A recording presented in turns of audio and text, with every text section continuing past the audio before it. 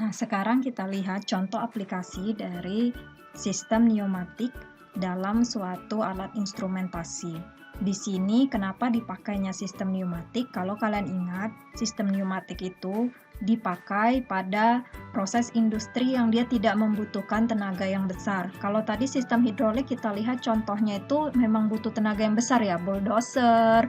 Nah, kalau sistem pneumatik ini dia untuk pekerjaan yang ringan seperti menjepit atau menyetempel turun ke bawah atau mengangkat barang yang ringan lalu dipindahkan. Untuk hal-hal yang seperti itu kita bisa pakai sistem pneumatik. Di sini dirancang sistem pemindahan material otomatis dengan mempergunakan sistem elektropneumatik. Maksudnya elektro di sini karena dia dikontrol melalui suatu PLC. Penulisnya adalah Ricky Kurniawan yang merupakan jurusan Teknik Mesin dari Universitas Katolik Indonesia Atmat Jaya. Kalau kalian perhatikan di sini, inilah skema dari alat yang mereka buat. Kita lihat untuk apa mereka buatnya. Jadi yang mereka buat ini itu adalah suatu sistem yang dia bisa memindahkan benda kerja dari suatu tempat menuju ke conveyor yang dapat berjalan. Jadi kalau kalian perhatikan di sini, ini ada alat yang ibu lingkari ini itu adalah untuk memindahkan barang. Jadi ini dia bisa berputar ya.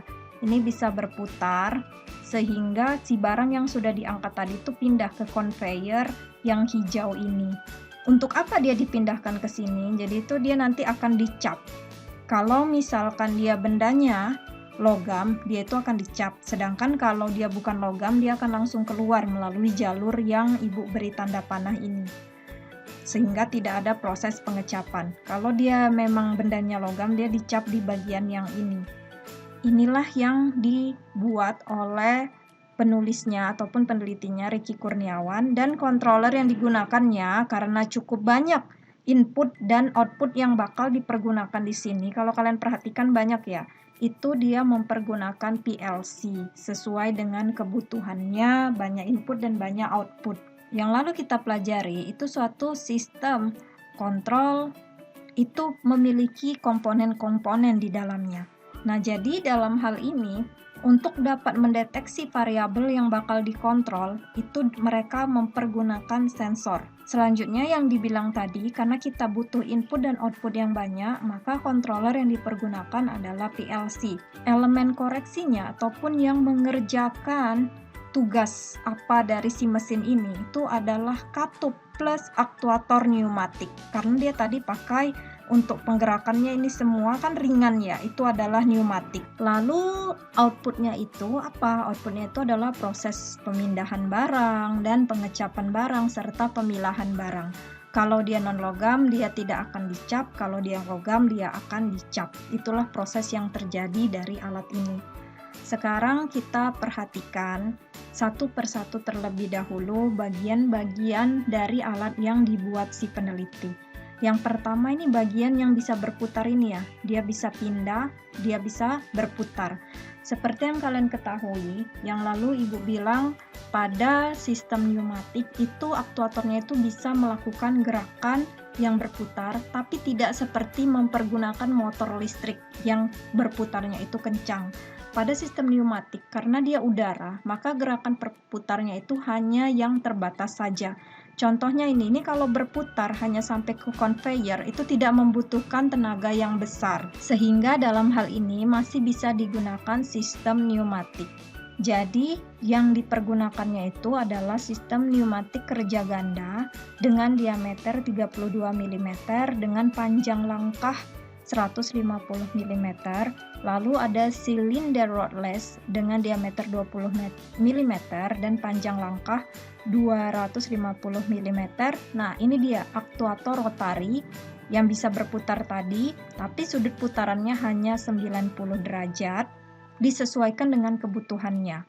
Untuk dapat mengalirkan si udara terkompresi yang berasal dari sistem pneumatik kan kita butuh katup ya. Yang lalu kita ada pelajari katupnya itu ada 3x2, kemudian ada 5x2, ada 5x3, 3x3 dan lain sebagainya. Nah, ini untuk mereka ini memakai katup solenoid yang 5x3.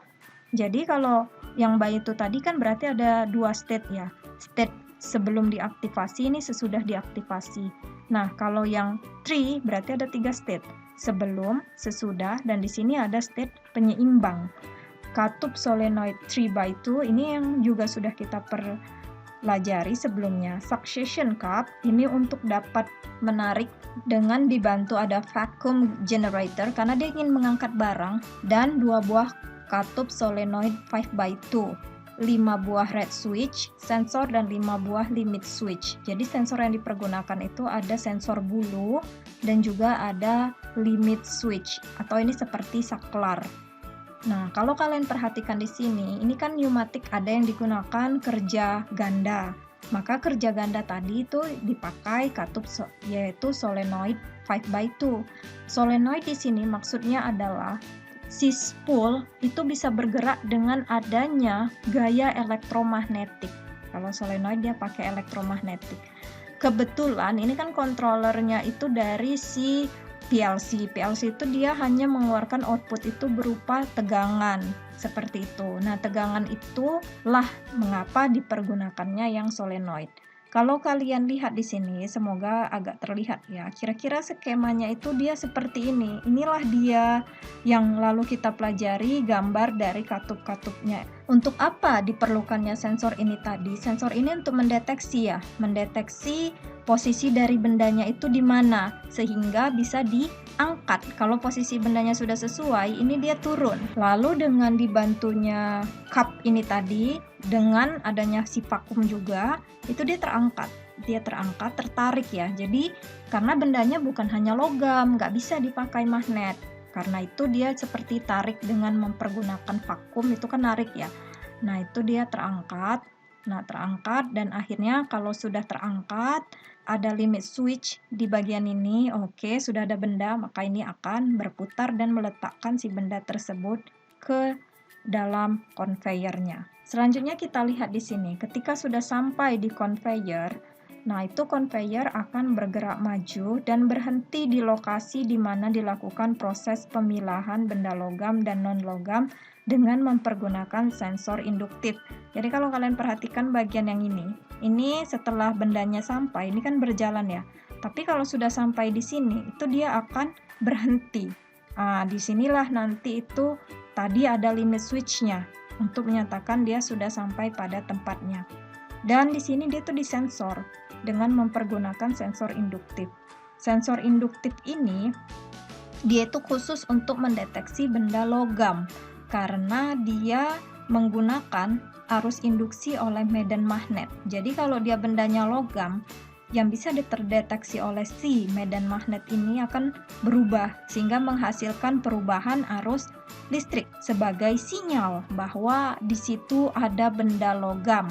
Maka benda logam itu tadi sudah terdeteksi, maka PLC akan memberikan sinyal ke si aktuator untuk dia meneruskannya bergerak ke tempat pengecapan. Tetapi kalau misalnya di sini tidak terdeteksi bendanya itu adalah logam, maka dia akan memberikan sinyal ke aktuator ini kalau kalian lihat untuk mendorong benda tersebut jatuh ke bawah ataupun ke tempat yang lain. Nah, ini dia ya. Sedangkan kalau untuk unit pengecapan sendiri itu dia terdiri dari conveyor karena tadi dia berjalan ya. Kemudian silinder pneumatik kerja ganda dengan diameter 25 mm dan panjang langkah 50 mm, limit switch, sensor proximitas induktif, dan 2 buah silinder pneumatik kerja ganda dengan diameter 20 mm dan panjang langkah 20 mm. Juga ada sensor proximitas kapasitif. Lalu katup yang dipergunakan yaitu katup solenoid 5/2 karena semuanya memakai silinder kerja ganda tadi. Kerja ganda, ini juga kerja ganda, dan ada sensor buluh juga. Jadi untuk melakukan pengecapan itu ada banyak. Kalau kalian lihat di sini, ini satu untuk dia mengecap ya ke bawah, kemudian untuk menyingkirkan bendanya, ini juga sama untuk mendorong bendanya tersebut.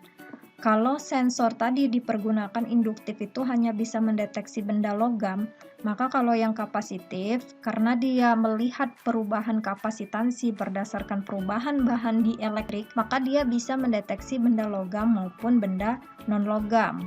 Seperti yang kita ketahui, kalau bahan di elektrik itu dia termasuk ke dalam benda non-logam ya, yang dia dapat mengubahkan perubahan kapasitansi. Jadi kalau di dalam diagram ini sama seperti yang tadi ya, kalau kalian bekerja di industri, kalian harus bisa membaca diagram seperti ini, dan ini kan sudah kita pelajari ya, ini aktuatornya, kemudian ini katupnya. Nah, maksud dari katup ini seperti apa, itu kan sudah kita pelajari. Jadi sampai di sini aktuator pneumatik dan juga aktuator hidrolik. Untuk selanjutnya kita akan melihat nanti tentang motor listrik.